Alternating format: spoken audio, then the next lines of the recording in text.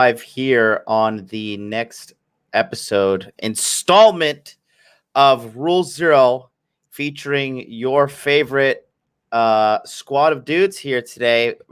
Let's go around the panel here, introduce ourselves. First and foremost, we got the man, the myth, the legend, the godfather of the manosphere, Mr. Rollo Tomasi. Hello, sir. How are you doing today? Hey, good. We're finally working out some of the bugs in this StreamYard stuff. This is great, man. I love this. I think what I'm going to probably end up doing is getting the professional grade for this because I really like this interface. And what's weird is this thing is in beta right now. This isn't even the ready for primetime version of this app, and I'm really digging it. So yeah, this is going to be an experimental issue or an experimental episode for sure. Yeah, definitely. I think it worked pretty good on Ryan's stream, and we're all good to go now. So good to have you in here. Ryan Stone was just finishing his show, which is Red Mornings that he does every Saturday morning at, was it 9 a.m.? Is it, Ryan? 9 a.m. because I'm a boomer and get up early on the weekend. Good stuff.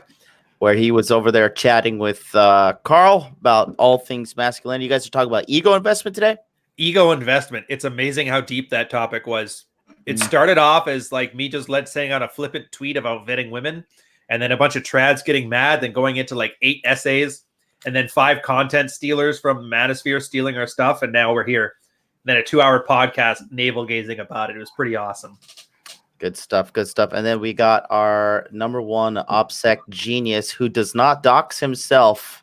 Carl from blacklabellogic.com, sporting 100,000 views a month on that website. How are you doing today, Carl?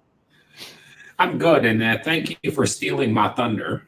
I was just going to go full cupcake here and, dox myself and all of you and then launch my How to Be a Ninja with OPSEC course. But, shit happens. I mean, glad to be here, John, and I'm glad to see that you didn't go full on with the green screen yet. I mean, I can imagine there are a lot of workouts you could share on that green screen that you didn't. So good on you for that. Thank you very much. And I am the host for this morning, the Alpha Zebra himself, Jonathan from Modern Life Dating, requested to wear my zebra shirt by my audience, even though I wore it yesterday on my show. Little announcement for what's going on with me. Obviously, on August 31st, we are having Hot Dude Con in Orlando, Florida. Yes, that's a real thing. Yes, it's going down. Is that what you named it? Was Hot Dude Con? It started off as a meme, and the boys embraced it. And now I have like guys flying from London. I've got guys flying from all over the world. August 31st, Orlando, Florida, Hot Dude Con. We're going to go have some steaks, drink some whiskey, and it's 100% free to attend. We're hoping to, dox ourselves the entire night. And we look forward to seeing everybody there. So if you want to join, just shoot me a email, DM me on Twitter, Instagram, leave a comment on this video. It's going to be a good old time. It's me, the guys from Body Language Mastery, my group and everything. And we're just going to have a good old time, get together and just show them how it feels to be conflict-free group of men with no agenda, just living that hot dude life. So anybody's got announcements you want to mention here? Rollo, you got anything you want to mention to the group? Yeah, I do actually. Tomorrow, I'm not going to be doing the show with Pat Campbell. No, there's nothing wrong, and no, we don't have any issues with the StreamYard. Finally, has solved all our issues. I am actually moving out of this studio, and I've got some. I'm moving to a new residence as well, and so this whole weekend, as soon as I'm done here, I'm actually going back and getting the truck, and we're going to be moving things around. I've got a bigger studio than this place here in the new place that I'm heading out to. I needed something a little bit larger to do audio work in and audio stuff. I'm going to miss that Florida bathroom, by the way. Yeah.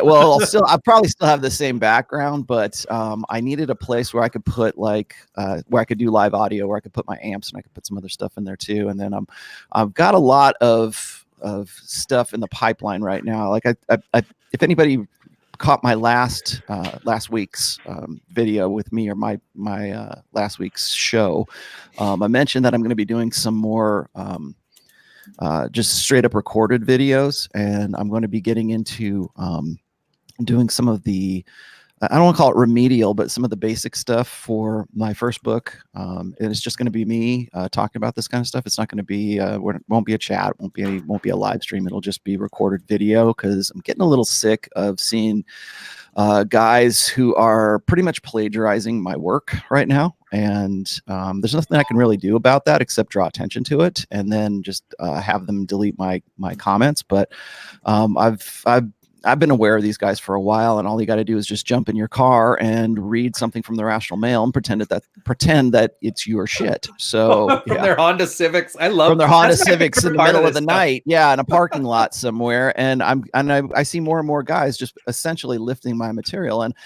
again, I don't have a problem with people spreading my work. That's fine. I don't have a problem with. I've always said that the Red Pill is open source, but there's a difference between open source, taking something and running with it, or putting a new spin on it, and actually reading directly from my book. That's a little bit, that's where it crosses the line into plagiarism. But there's nothing I can do about that. So I'm like, okay, fine. All I can do is do it better. So I've got a series of videos that I have planned, that I've already written out. All I got to do is just go record them, but I'm going to need the new studio to do that. So I'm going to be moving.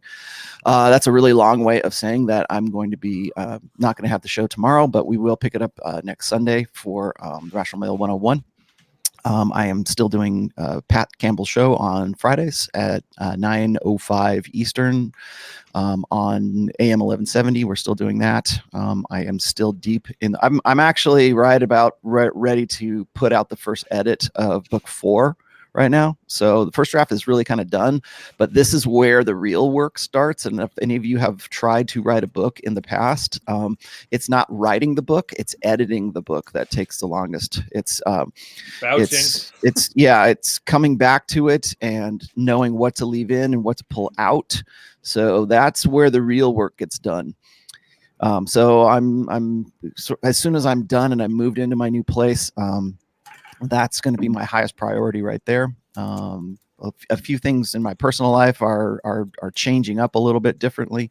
I've got to take care of not just my own mother, but my mother-in-law at the same time. So everything that I do is really centered on my family right now. So if you feel like you want to attack my family right now, here's a big healthy fuck you. So that's one of the reasons I'm also moving, is because I need to have a spot for my family to have a base of operations as well, like a family home. How's that?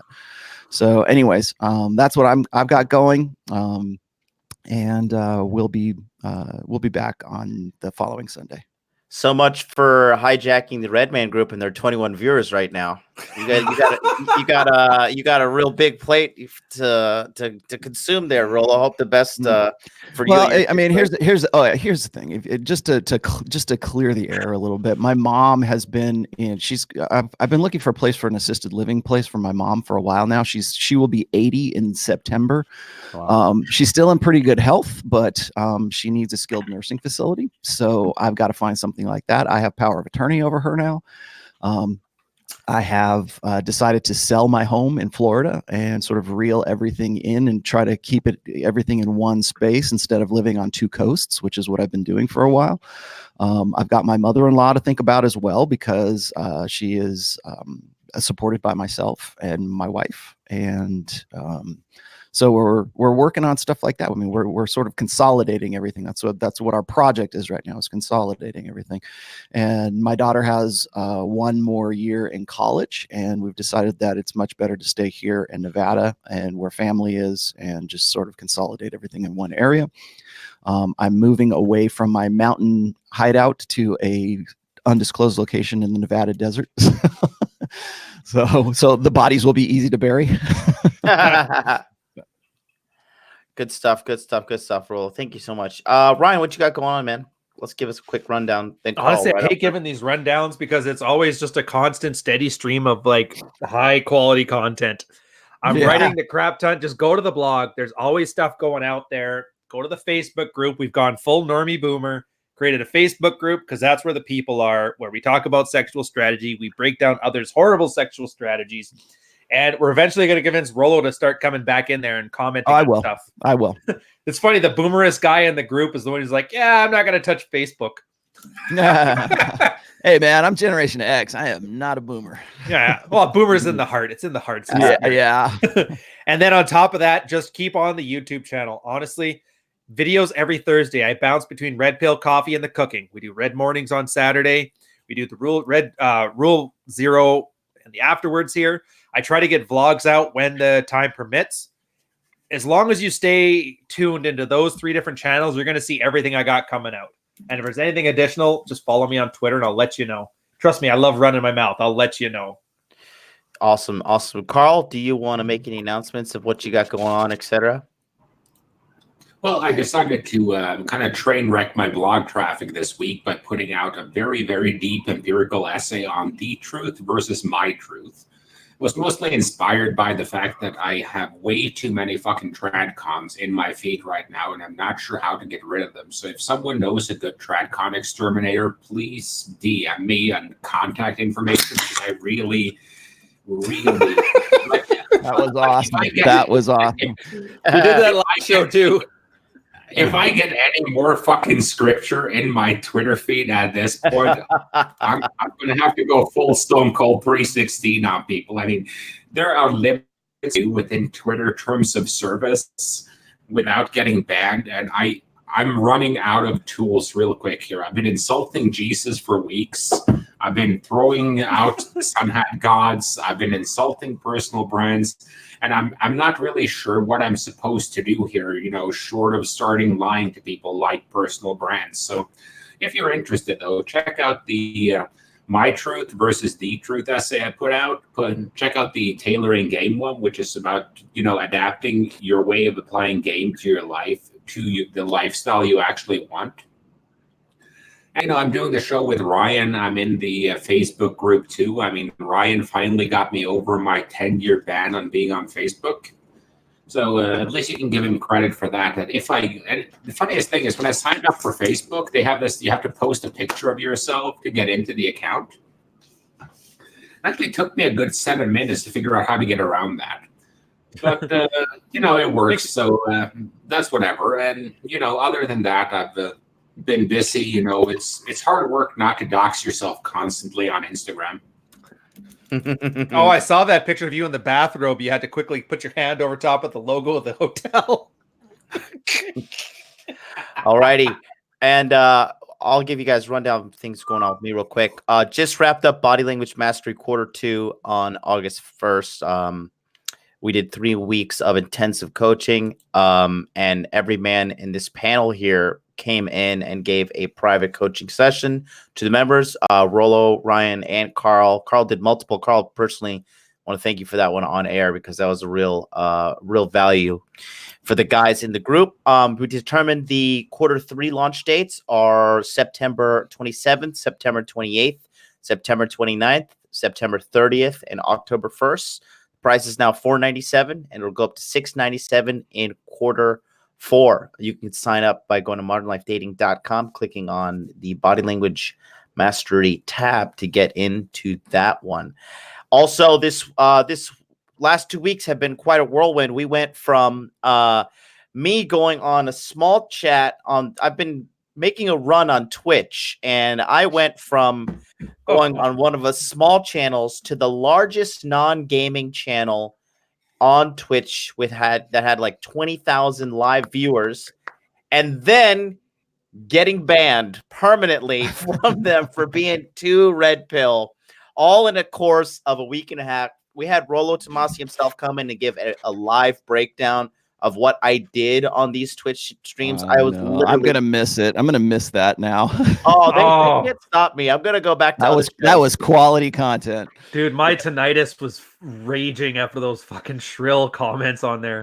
Those chicks are brutal. If you can check it out on my channel, I believe it says I think it's episode 113 with Rollo Tomasi himself coming there. We did a 2-hour breakdown, a play-by-play John Madden style of all of the gaming I was doing live on the television, on the show on twitch.tv. So I'm permanently banned from them for being too red pill. So just another group I'm no longer allowed to participate in for being too woke. But anyways, that's kind of tying into what we're talking about today, which is the beta male economy. If anybody is familiar with twitch.tv, you would know that it is a bastion of white knights that elevate. Twitch is the land of 6 and 7s, thinking they are 9s and 10s because they're surrounded by an endless echo chamber and supplication by the lowest of the lowest beta males in the world. I've seen pictures of these guys. They worship these e-girls, and this is part of the feminine imperative. This is part of their hustle, which is the beta male economy. And we're going to talk about that today. If anybody wants to go ahead and lead off with their thought first. Carl, did you want to say something? Yeah, I was going to say, I think this is Carl's.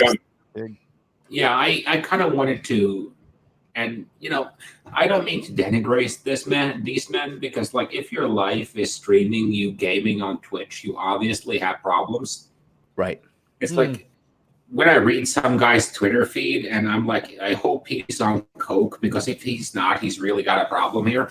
And if you're on Twitch, like you kind of know they're white knights to begin with. These are guys who like their main cardinal moments in their upbringing was, sorry, Mario, your princess is in another castle. And that's not a joke. That's literally their freaking childhood. It's like the closest these guys have ever come to getting laid was, Mass Effect 2, where you could actually have sex with one of the avatars on screen. Yeah. It's like the only place they've been Chad is in The Witcher.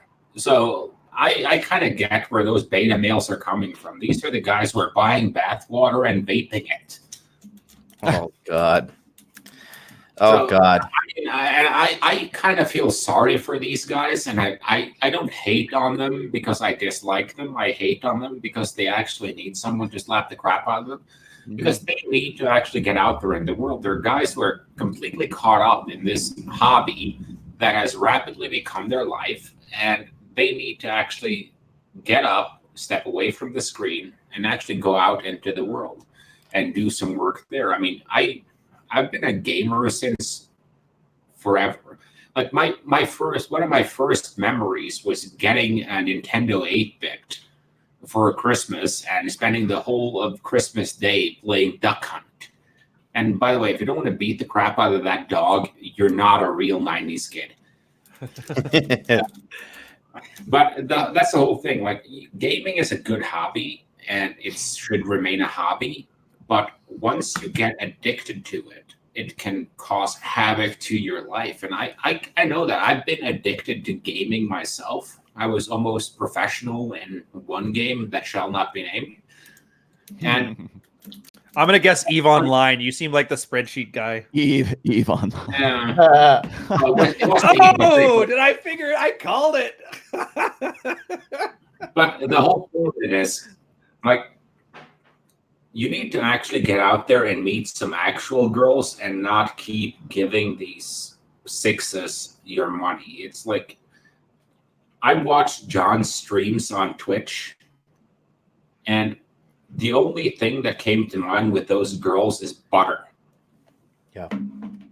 It's like not great looking girls, and they also seem to, and when the best guy on there gets pissed off because you call him on his coke issue, that's not a good thing either. You're mean because you're calling him out on the fact that he just went to the bathroom 4 times in an hour and came back scratching his nose. Yeah. What kind of shit is this? Yeah, and it was just very interesting to talk. When we talk about the beta male economy too, it's not just only on Twitch. I mean, Twitch just really highlights it, but I mean, it's everywhere in mainstream normie world in the West. Like it seems that at this point, like guys are just, from what I've been picking up on what's happening in the West, is like guys are just supposed to by default like denigrate themselves and kind of apologize for being men. Like, oh, haha, sorry, I'm an idiot, I'm a man. And I noticed that when I was on Twitch, like that's what they kind of expected from me. They expected me to be like kind of this apologetic goofball that they wanted, that all the other guys were. And as you could see, I mean, it was live on the show as well. Like they had one of these self-deprecating guys, and they had me, which is a 33-year-old man in a bathrobe wearing sunglasses, and we both had to game this girl. And live on the show, she chose me over that other guy. Do you know my favorite part of your show, John? What's that? Was watching I saw at the end the part where they banned you. Right. And I saw the beta male guys. That one guy was literally pacing like he was an orangutan in his cage ready to break out. Like once he thought in his head, like, I got what's going to break him down. And they started white knighting the hard. But it was almost like when I was in my redneck town growing up, watching guys get into fights, that was the body mannerisms that those same guys had. They were looking like, I'm going to go take on the top king here, which is hilarious because you're sitting there in a bathrobe or like a goofy Hawaiian shirt talking shit. But they were treating it like, this is Thunderdome. This is what we play for. And it made me laugh. And the girls, and I'm like, no wonder why the girls treat every guy on there like garbage. Why else would you not? And then to follow it up, like, it was just like, it wasn't even intentional, but this just was a textbook 2019 version that shows you game still does work. Irrefutably, game still work. Those girls are hitting me up on the DMs. Those girls are following my page. They always sit up. They got something to say when I'm in there. They always perk up when I'm coming on the screen. And I think part of it too, Rolo, I don't know. Tell me what you think about this.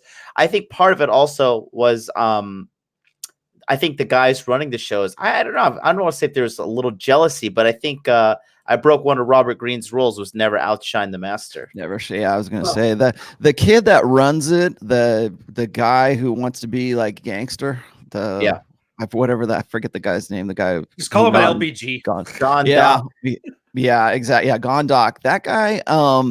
I wonder if he's not like on crank or he's on something because I mean he's got this, and if you've ever seen, tweaker behavior, that's kind of like tweaker behavior right there. So I'm not saying he is, I don't know, but it gave me that kind of vibe. When I watch, and this is no cut down on anybody. I get this. I'm just looking at body language. I mean, we're all talking about body language, right? When you look at somebody like Julian Blank, and he's always like, yeah, man, he's like this new agey guru kind of stuff. A lot of people tell me he's still doing cocaine, and I don't know that for sure. I'm not saying he is. I'm not saying he's not. But when I see that kind of behavior, I know the behavior well enough to know when I'm seeing, somebody trying to at least keep it under control, kind of thing. And that sort of gave me a bad vibe about it. But the body language, like what Ryan was saying, when you got this pacing tiger kind of thing, and it's interesting because you've got this generation of beta male guys who don't know how to deal with rejection. They don't, like, whenever we have a school, I'm not saying these guys are school shooters. Like I hate that. No, they're not that good yet. Yeah, I hate that I have to preface my words here by saying, no, I don't think anybody on this show is going to be a school shooter. Okay, got that out of the way. Now, when I see these guys dealing with rejection, this generation of beta males dealing with rejection, even if it's online rejection, like nobody's they're in their own room. It's like complete isolation. They're only seeing, pixels on a screen, but yet they have that visceral emotional reaction. So you got a guy who's pacing like I know what I'm going to talk, and they get upset because it forces these guys who have never had any education or any acculturation, I guess, to learn how to be more social, to learn game, to learn how to interact with people. Like, you're 33 years old, you're dealing with guys that are anywhere between, like, say 21 and 29 years old. That's the generation right now who talk about the beta male economy. That's the demographic of guys who don't know how to interact. They don't know. Their idea of interacting with the opposite sex is trying to emulate the opposite sex, to be more like them, because if they identify, if they support, if they are more alike, they believe that likes attract. No, opposites attract, not likes attract. And and you're living proof of that. This whole escapade is just one big education for these guys, and they don't know how to handle it. And so when I see like a school shooter, when I see like what's that guy, Nicholas Cruz, or these guys who are quote unquote incel killers or whatever, which is pretty much any one of these guys who are shooting up schools, usually it's as a result of them not being able to deal with the emotions and deal with the rejection that comes from like losing a girlfriend or being publicly mocked, or to learn how to be resilient and to come back from that, because they've been taught like little girls. They've been taught to embrace their emotions. They've been taught that expressing themselves emotionally is the way to deal with rejection. And the way they deal with rejection is with like, anger and and it's like this that's why I call it a rage quit, right? It's about that it's about that rage, right? It's the rage that comes before the quit. And so you're seeing this live in real time, and that's why I was actually kind of fascinated by this whole experiment, I guess, because I'm seeing this happen live in real time. And I like the stuff we were talking about was recorded. Thank God, I wasn't doing it in right in the chat, because that would have set these guys off that much more. It would have they would have lost their minds if I said, "Oh, you said that because of X, Y, and Z." No, they would. That would have been the freaking reaction, right? Because they don't know how to do that. No, they don't have. Most of these guys don't have any convention, positive or negative. They don't have any conventional masculine influences in their lives, so they don't know how to deal with rejection, particularly when a guy amogs them or a guy outclasses them in some way. So what do is they act like girls, because that's the only way they've been taught to respond to those things. So how does a girl react when another girl walks into the room and she's outshining all the other girls in that room in that social event? All the girls get together and they go, "Oh, I can't believe she wears something like that. Oh gosh, well, what a slut." They start gossiping and talking shit about it. Guys start doing that same thing about other dudes, because they have learned to emote and to model their emotional selves based on a model of femininity, of females. And so that's why you get stuff like this. That's why you get, okay, well, you're one of those red pill guys, so we're not going to take anything you have to say seriously, so you're out. That kind of stuff. And so what does that do? It just if you go and you look at the conversation now, it's like a gaggle of girls. It's like a coffee klatch of girls, like, "Hi girl, what's up?" They're all getting together, and the guys don't sound all that much different from the girls, content wise and really emotively wise, in the way that they're expressing themselves. What you're seeing, if there's a beta male economy, it is because we've taught this generation of guys to emote and to be more like women. Go ahead, Carl. Sorry. No, I was just going to say that I just mentioned it on Ryan's show a minute ago, that like one of my plates made me watch Mean Girls the other day. And when I say she made me, well, she'd been on her best behavior. She wanted to watch the movie with me, whatever. And ever since, I've just been wanting to post Mean Girl memes about the Soyosphere and Twitch. Because to be honest with you, the whole, like stealing my content, blocking me, stealing my content, and then being like, that guy sucks. I mean, bitch, you're a fan. And, you still can't sit with us. So the whole thing is just the whole breakdown of it is you have men acting more and more like women, because you've kind of taken away that one masculine conflict resolution tool that you see every little boy do, because every little boy I know, including myself, have been in a couple of fights. And that's how men settle disputes. When all other options are gone, we fight. Absolutely. What girls do, they ruin other people's reputation in public. And a lot of this stuff is just guys employing feminine tools to get what they want. And the Twitch is no different. Like when the guy is stalking around the room, he's giving the impression like, "Oh, I would beat the crap out of John if we were in the same room." So it's masculine posturing. Same thing when the host is like, "Hey, when I talk, you don't talk." It's a gamma male reigning over his kingdom. He didn't care that his value offered to the show was less than the person who was already speaking. He was focused on the hierarchy. And the way I see it is just what happens when you take a bunch of boys and you let them kind of masquerade as the top alpha dog in video games their entire life. Because let's be honest, if you're playing a video game, especially if you're playing shooters, you are the central character throughout that whole thing, and you identify with that character. But then when you go into reality, you're just a geek who's been in his basement playing games all day. So it's and I don't mean geek as in a negative term, because let's be honest, half my blog is math and source references. I don't think I've hidden my nerdiness from anyone. I just mean in terms of that you actually have to be willing to get out there and test yourself against reality, take the risk and go after your goal. And a lot of these guys, they don't do that because it's too comfortable to stay inside that video game or to stay on that one arena you've identified for yourself that is a blue ocean for you. It's no different than Rollo's essay on gamer girls from years ago. And even I'm plugging Rollo's essays now, so he's obviously stepping up his cult leader skills. Yes. But it's I heard about that on your previous show. Yeah, so it's just people who are kind of getting into this perspective of they find a niche where they're the top dog, and they carry that entitlement and that respect into all other spheres. And sometimes you can do that, but other times you cannot. And this is where I kind of agree with Peterson, that we all exist in dominance hierarchies, but there are different ones. Like the guy who's the best musician is not necessarily the guy who's financially successful. Like I know a lot of good musicians that never reach that pinnacle of financial success of, let's say, a Justin Bieber or some other popular singer. I know a lot of really solid investment analysts that never really hit that peak because they're just too honest and they're not enough sales and too much intellectual integrity.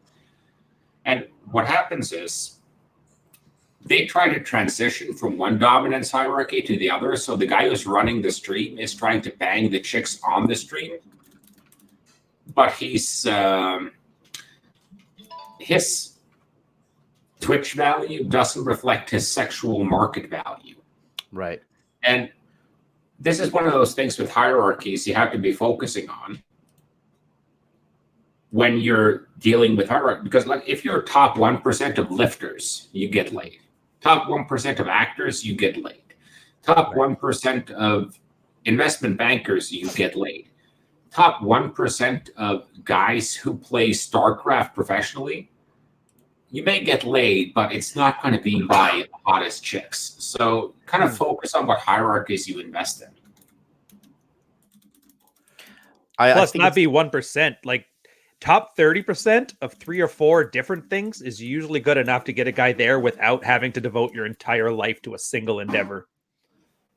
That's the one thing I find anyway. Just try to minimize your weaknesses as opposed to excelling in the one thing you're good at. In that case, Twitch flexing, which I didn't think was particularly sex worthy, but what do I know?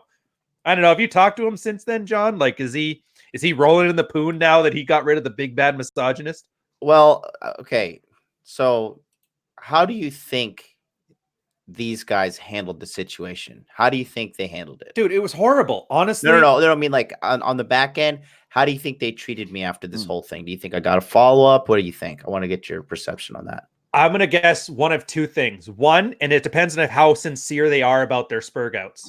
If they were sincere about it, they'd probably be avoiding you like the plague, because even being near you, they think is a sexual, like a DH or DLV.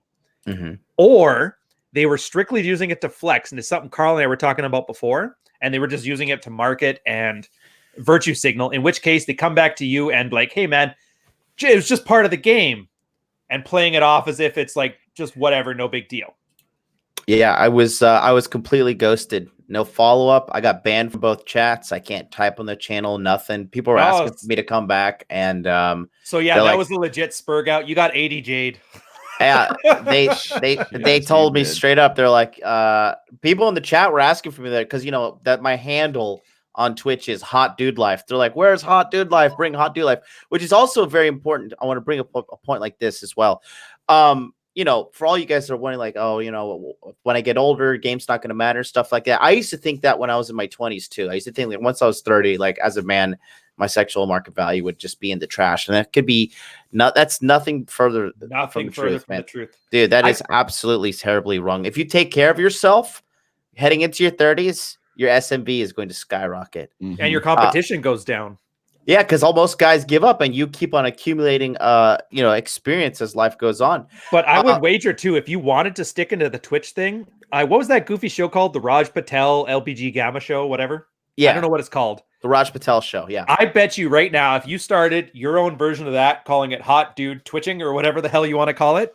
Yeah, I bet you that just for being that guy himself and that not being the gamma male, you could probably steal a lot of that audience, and they would probably gravitate towards your side of things. It'd be a bit of work. Yeah. And I have no idea if there's money in Twitch, if it's even worth it, but I bet you anything. Well, that's another thing I wanted to bring up as well. What's very interesting is, like, despite how wrong I was for not adhering to their beta male economy and like shilling over cash to the girls and showering them with empty compliments with really no meaning in them. It's, oh, you're so great, and I'm so dumb as a guy. As me standing out, you could actually see it in real life. Like, there was genuine interest and attraction, and even on camera, you could see submission to an extent. And you didn't even have to pull out A game, not even B game. You were using like C game, kind of like, let's see what happens, whatever. You didn't even wear a shirt. Yeah. I was in a bathrobe talking shit.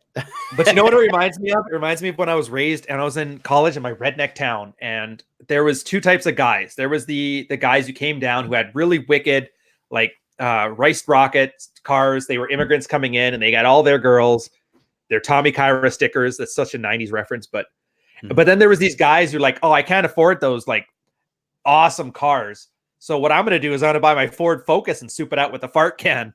And they would hang out outside the bar in the parking lot, bragging amongst each other over who has the best fart box on their car. Meanwhile, all the guys who actually had good cars were in the bars getting laid with the girls. And I thought that was exactly what I thought of when I saw your channel. And I was like, oh my God, it's a bunch of guys, a crab bucket posturing over who's more attractive. Meanwhile, none of them have any successes to brag about. It's like, it's a testicular cancer meeting from Fight Club. And you walked in on it, and you were, and they cried into you, but you couldn't sleep. I don't know. They created their own male space is what they did. They created, it's what any guys will do, period. But when you get a group, we talk about the beta male economy here, when you get enough guys together who share that same kind of, misery loves company kind of thing, you can see this happen in like forums like PUA hate, or I forget what, slut hate is the next one right now. You see these forums where these guys sort of ban around this community, recognition. Anti-success community. Yeah, exactly. Well, but see, they say misery loves company, but it's like pretty much anything. Complacency loves company. Right? And the funniest part is girls still invaded it. Yeah, well, that's what I was gonna say. Is like, so you've got this community, and even if it's not an actual official community, it's like there's this understanding, like, okay, you're a gamma, I'm a gamma too, and you're a gamma, and you're a gamma. Hey, let's all get together and we'll just form our gamma channel, whatever. And then what happens is, because they form this male space, it attracts women into that male space. So if that's like, I talk to the guys on Masculine Geek about this all the time. It's like, if you have that nerd space, whether that's like your gaming thing, or you're into comic books, or you're into like, cosplay, or you're into whatever else, it's interesting to me to see these guys who'll get together and they'll start a male space for the love of like one particular thing. Maybe it's a game. Right. And they'll get together. And what happens is women will come and they will see this, and they will see it as either one of two things. They'll see it as a niche marketplace for themselves to sort of work, finagle themselves into, so that they can make some money out of it. But or it's women who see it as a niche sexual marketplace. And if you read my post called Gamer Girls, that's what I got into there. It was like, the gaming community and the nerd community was usually a group of guys who were outcasts, social outcasts. Now I'm talking about like guys from the 80s and the 90s that became the adults who are around now, but they sort of formed themselves around whatever their particular obsession was, their escapism. And now that escape is gone. It's being taken away, or it's being commercialized for them. So, and I see this in this community a lot, is guys will complain that girls have, or guys like say like somebody like John comes into their group, and completely destroys him. But he represents like the mean jock kid that used to give him wedgies in high school. And it doesn't matter like who you are. That's the archetype that they see you as. And so they hate on you. But what they don't realize is that you're not the danger. You're not the one who's corrupting their group. It's the girls that come in there who pretend to be, oh, I'm a gamer girl, and all they're doing is, you know, doing body painting videos on Twitch, or it's just another way for them to be ass models. From you take it from Instagram and you put it on Twitch. You take it from Snapchat and you put it on whatever that form or whatever that male group is. You put that in there, and they go, okay, well, she's one of us guys. She's a hot version of, you know, finally we got a hot girl in here. I'll spit in a cup for you, and I'll throw my cat across the room. Love me. Well, I talked about this. I talked about this last week too. Is like I was listening to this one video of this guy who was talking about why it is that guys, any guy, would pay $30 for a little jar of bath water from a girl who looks like a, you know, stereotypical anime character. Yeah. And the thing is just what I was saying before, is these guys are their socialization didn't come from like face to face or dealing with, you know, their highest goal in high school was to get the fuck out of high school, because they didn't want to continue to be this outcast loser. So you got this guy who goes to high school. He's got to show up there, I don't know what, 7 hours a day, goes to high school, and his socialization, his acculturation is live and in real time in that high school, and he hates every freaking minute of it. But when he comes back and he goes online and he's got his own video channel, or he's got his own, or you know, the teenage girls, the Snapchat, now suddenly their social hierarchy or their social gravitas shoots through the roof. So where do they want to go? Do they want to go to school for 7 hours and you know, jump into this really socially Darwinistic, you know, social structure that they have to deal with? Or do they want to be like, do they want to be a superhero on their YouTube channel, or whatever their obsession is, whether it's EVE Online or World of Warcraft? That I keep giving grief to that. But what's preferable? Is your real life preferable, or is your virtual life preferable? And what happens is these guys form these communities just like any human being would. They form these tribes online of guys who are like-minded dudes, and the girl comes in and she corrupts that whole thing. They don't see that because they think that their ship has come in and that they finally get some recognition, when in fact they're just being exploited. And even if you say, hey guys, you throw up a flag and you go, hey, we're being exploited, they'll kick you out before they'll kick the girl out, because they want the girl to be there. They want the hot girl there. And so when you go in there and you represent this archetype of the jock that gives them wedgies and throws them in the trash can kind of thing, of course they're going to kick you out. And they probably feel, you want to know what they're probably feeling right now? They feel like they've you know, effected some sort of justice. We finally got this misogynist out of our group. Boy, that's great. And so what they're doing is they're using that as social capital amongst themselves, and to talk to the girls and say, girls, isn't it great that we got rid of modern life data or whatever, hot dude life? Or isn't it awesome that we did that for you? Wow, now we can really have a great conversation. And you know what happens is the conversation falls flat, and it's a piece of shit show, because there's no conflict. There's none of this. That's why people show up. They want to see some sort of conflict. And you know, whether it's that's why we go and watch Star Wars, man, because we want to see at the end of the fucking, you know, Death Star blows up. Yeah, conflict resolved. We want that kind of thing. That's part of our nature, is to see a problem and just find some way to solve that problem. But there has to be a conflict in the first place. And what they've done effectively by pulling you off of that show is just to remove that conflict. And and so as a result, you know, numbers drop. It's boring as fuck. And, you know, girls go there because they think that it's just some easy way to get more followers to their booty channel. But ultimately there's nothing to see. There's no meat. There's nothing there. There's no meal. It's a big fat fucking nothing burger without you. And what I was doing, it's one of those things. Like, I saw the memes that got John booted off that channel. I know, and they're pretty pretty lightweight. And just so you guys know, they're lightweight. It's like, well, Carl, let's give some context real quick. So I was booted off the channel because if any of you guys follow my Instagram, it's at Modern Life Dating. It's just me. I just shitpost memes because they're fucking hilarious, right? And they looked at my Instagram live on air, and they said, "Oh my God, somebody posted something, said that my memes were racist, sexist, and misogynist." And I was just like, Jesus, that's like read straight out of the SJW handbook here. And they said that, and then what happened was they're like, "We're gonna have to ask you to leave the show." And of course, the creature, this guy looked like Jabba the Smut. This is like their local SJW guy that brought it up, and of course they did. They're just slaves to the Amazon terms of service for Twitch, which ties into the whole beta male economy thing. You know, is like really what they really did to kick me off was also all about just securing the bag, like keeping the money. Because once that guy runs an advertisement, he could make up to like more than $10,000 per advertisement per show. What? And he does like, yeah, because of the live audience. Twitch has something called the bounty system. Check it out. And he can make a lot of money doing that. So I kind of understand why he did that. But what he really is doing is like he's creating this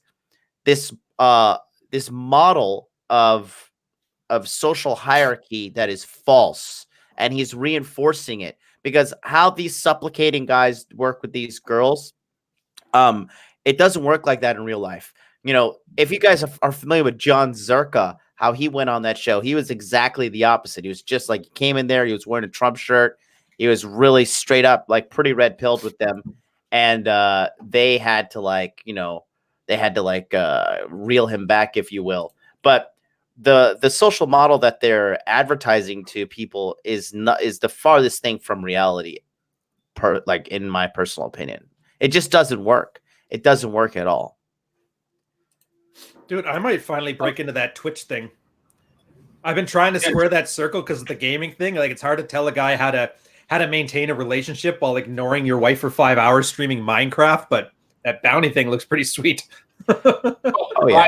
Let's say, okay, so I'm thinking here just off the top of my head, like you, me, and John, if Twitch is such an SJW filled space, why don't we, the three of us, go on there and just do because this is something we used to do back when I was gaming with my guild. Yeah. We used to do inappropriate joke Tuesdays. This was basically like 8 or 10 of us sitting in a Ventrilo chat all day, just dropping the most inappropriate jokes possible, and no topic was off limits. I know you're gay, right? You know what? If it boosts Hot Dude Life to be the biggest Twitch channel in real life on the network, I would do it. Yeah, John, can we be a kingmaker here? Well, I can easily do it. The reason I'm going on Twitch is because I think Twitch is the audience is at least 90% male. And I will say some stuff that came out of this that was really positive. I met, he's actually in the chat right now. I met a very based ass Twitch streamer named Woggles. I made him a mod, and he actually made a good relationship with this kid. And then I also was able to reach out to a lot of guys that I didn't even expect to reach out to. 16-year-olds, 17-year-olds, 18-year-olds contacting me saying, "Hey, I don't have a dad. My dad's kind of a pussy. I'm being raised by a single mom. How do I become more of a hot dude life? How do I become how do I become more of a man?" My Did you tell them to clean their room? No, I just kind of take it all. I take it seriously when the young kids come to me, and so I also got promoted to being an affiliate on Twitch as well. So there was a lot of positive stuff that came out of this. But again, the reinforcement of like that beta male economy, it's not like Twitch is a very just like hyper example of it, but we also have it in the real world in regards to wedding rings and the whole wedding cult. Really, if you want to talk about cults, the whole cult of getting weddings, you pay $20,000, $30,000 for a wedding, but you can't even keep a marriage together. And I think this whole thing should be talked about as well. Like, what do you see as other facets of the beta male economy? Because I just see Twitch as just like a hyper exposed version of this. Anyone? Oh, I was going to go last, but I'll go first here. Here's the one that's kind of funny, and this is what the older guys will notice. You know that meme where kids are too expensive and nobody can afford them anymore? Right. Kids actually aren't that expensive. I can't remember who it was. One of the dads in the chat did the math, and it was like 500 extra a month. So it's essentially like a gun hobby. Yes. What was expensive was guys never saying no to their girls' automatic nesting instinct and lifestyle inflation. I can't just have a baby stroller. I have to have a $2,000 one with like an MP3 player in it, or the room has to be completely redone, gutted, and redone again. And all that stuff is the inflation. And there's your beta male economy. It's these guys buying that middle class lifestyle for the girls when it doesn't actually help. Right. And this is what Rollo, here's your article. You can link this one, Rollo, that best interest of the child thing, where it's really just what's good for the woman is good for everybody. Cult of the child. Yes. It's really just good for the girl, but she's playing it off as if it's good for the children because guys like taking care of their kids, heaven forbid. And if you're a real man, you'd take care of these kids by buying me all this stuff that I don't need so I can flex in front of the other soccer moms. There's your beta male economy. Yeah, I was going to say is that the guys will do that because they think that first of all, they think it's going to get them in there with their girl. Like it's almost like a form of buying that woman's attention or buying that woman's affection kind of thing. I think as far as a beta male economy is concerned, I think we're seeing it expand a little bit more online. I think it's always been there, but we're seeing it expand a little bit more. Like Ryan was saying, is like you want to buy the next greatest thing, and really that's us trying to tap into this idea that we need to give our kids a better life than we had. Like we expect, like every generation before it has probably had that same thing. Like I want my kids to go to college. I want my kids to live a better life than I did. My kid needs a third tablet.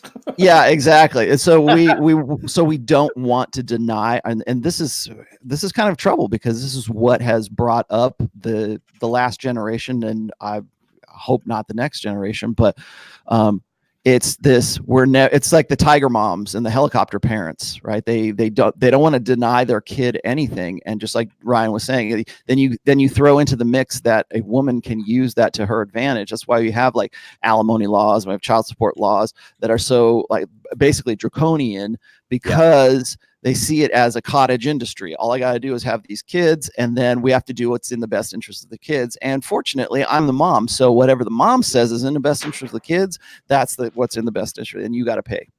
I need a man with some benefits. That's what it comes down to, and that's why I talk about the cult of the child. Is we use children as our ideological human shields, or our mating strategy human shields. No wonder why kids growing up are so fucked up, by the way. Imagine that being a tool used to attack somebody for your entire life. I'd have some issues too growing up. Well, it's hard because speaking as a father, my daughter's 21 years old, and for the last 21 years, I have wanted to give her the best things that I can possibly give. She's my only daughter, right? So I've wanted to give her the best education. I want to make sure she has the best experiences. And you know what? She's still going to have shitty experiences. It's like those are things that are out of my control. But I need to be able to prepare her so she can deal with shitty experiences, and she can deal with, modern life. She needs to deal with modern guys. She needs to deal with, the modern work culture and that kind of stuff. And so I've never tried to insulate my daughter from any of that, but I have given her the tools so that she can live a better life within the environment that she finds herself in. So it's better to be able to teach your kids how to fight than it is to teach them how to avoid a fight. And I think that, and I mean that like in theoretically, I mean that metaphorically, maybe literally too. But I was just gonna say is that we coddle our children to a point where they see that as the expectation. That's the normal level, is to have things taken care of for them, and whether that's mommy and daddy or that's something just the society in general, that kind of stuff, that's the expectation. And so as a result of that, we get this stunted generation of people who have never learned how to mature past an adolescent social skill set.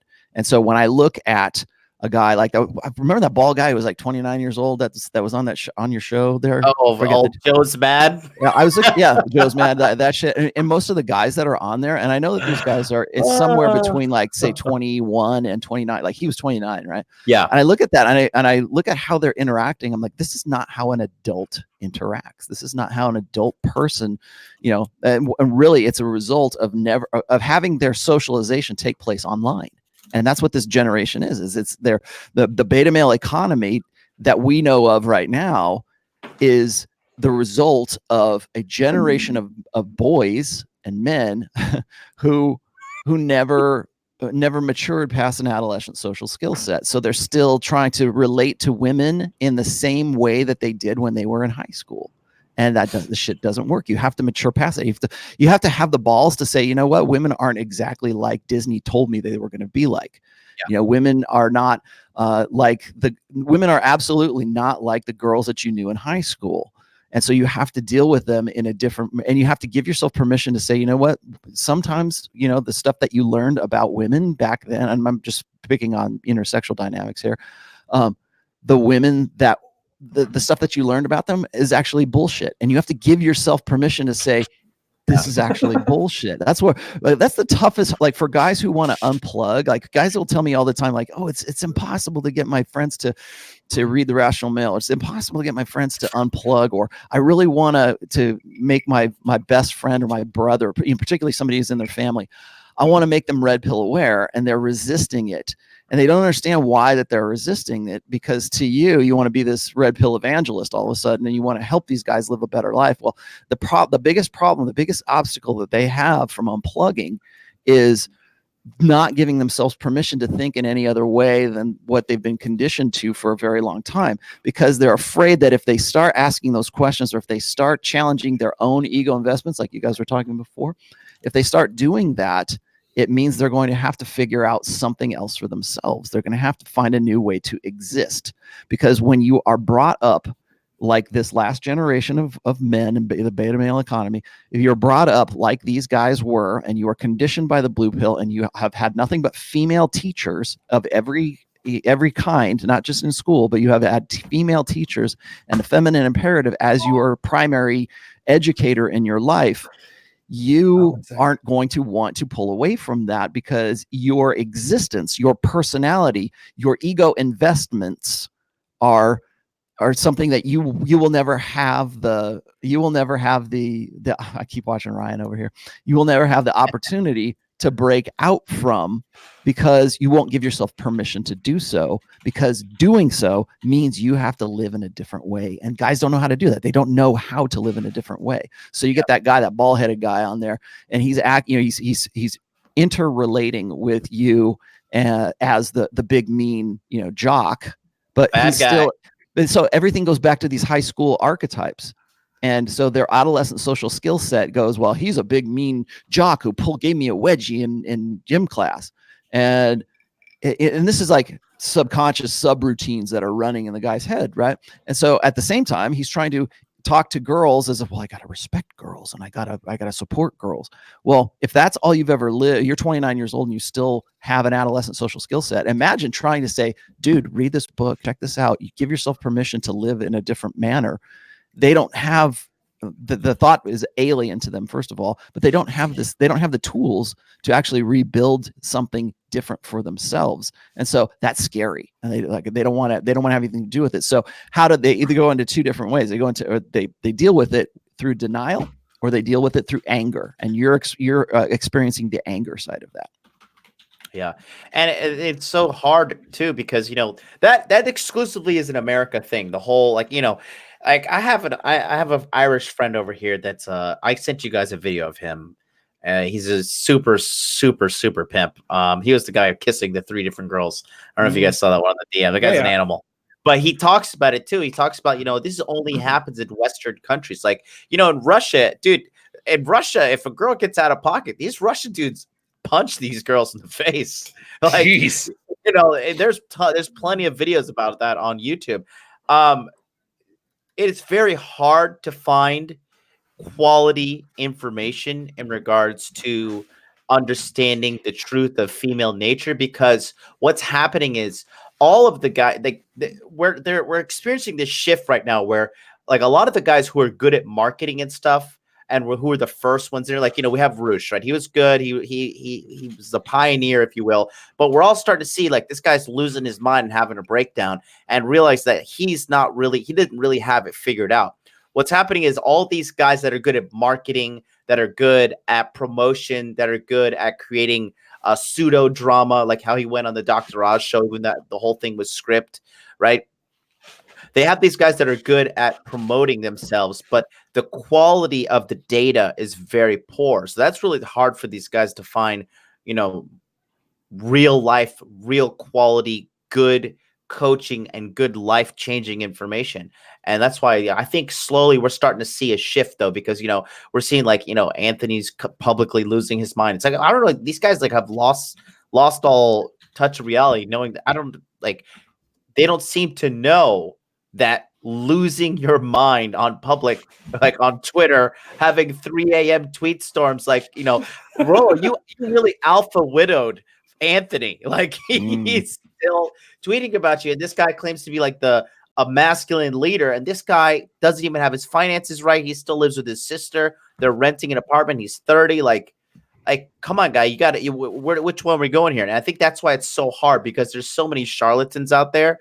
And I honestly think this is part of why, like, that's why it's easy for guys like me, because once you have it figured out, you can wear glasses and a goddamn zebra shirt and girls still like you. It's almost like I'm intentionally adding handicaps just for the fucking sake of it. Well, back like when I was doing my purge back in the day, I was talking to Ryan behind the scenes. And one of the things that, like, hey, fuck you guys. Ryan has been hitting that gin harder than a single mom in 1890. So, fuck it. So, what I was getting at was one of the things I had a talk with Ryan, because I was literally trying to get my follower count down, because I was just getting too much trash in my Twitter feed.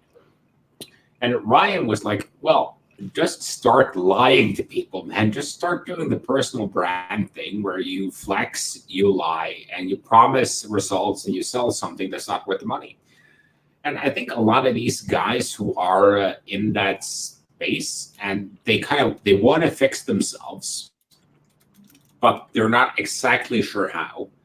And they will go for the best offer because, like I said, a lot of these guys are gamers. They're used to like the GameSpot strategy guide. So if a guy promises them, like, I can get you laid for no effort, nothing else, just do these 12 steps, they'll buy into that. Yeah. And they don't know any better. And like Ryan, when he drinks, makes a lot more points than when Ryan is sober. I'm not sure. I like drunk Ryan better than sober Ryan, because drunk Ryan actually has good points. And one of his things earlier today was like, people who are in the know, they know when you're flexing. Like if someone's trying to flex their wine knowledge or their food knowledge, a person who's in the know about wine or food will know that this person doesn't know shit. They're flexing. They're getting a nuance wrong. Like their Medal of Honor is slightly off center, something like that. And it's the same thing. Like a guy who Krauser called a guy out a while ago. It was some Indian guy, Deepak something, who was doing day game. And he was like, oh yeah, I just did game in Ukraine. I slept with 11 girls my first week, 7 of whom were virgins. And Krauser was just like, look at this dude. Which 7 girls looked at that guy and were like, okay, this is the most special man I've ever met. And a lot of the time, that's all you need is look past the sales pitch, look past the presence, and focus on reality. And most of the time, if you're like, I learned to trust my gut after my BPD ex-wife. Because my gut was telling me there was something wrong here from day one. But it took a while for my brain to catch up to my gut. So if your gut is telling me that this guy is a fake, then I kind of focus on that and I keep a reasonable distance.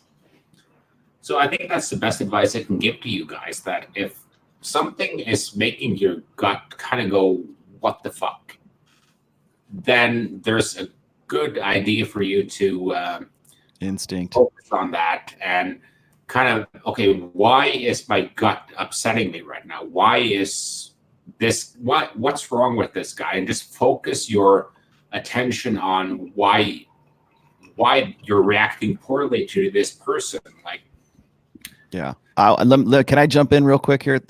That is something I've written about for quite some time now. And this was as a result of being like involved in, say, personality studies and behaviorism, and understanding like how behavior is the only indicator of what motive or incentive or intent is. We can talk about how, people will self-report things, or if you get into this touchy-feely kind of humanistic side of psychology, it's all about like, how do I feel? How do I feel? And it's like this self-expression. Well, that is unreliable. The only reliable confirmation of intent or motive is behavior. And so that's why we always talk about watch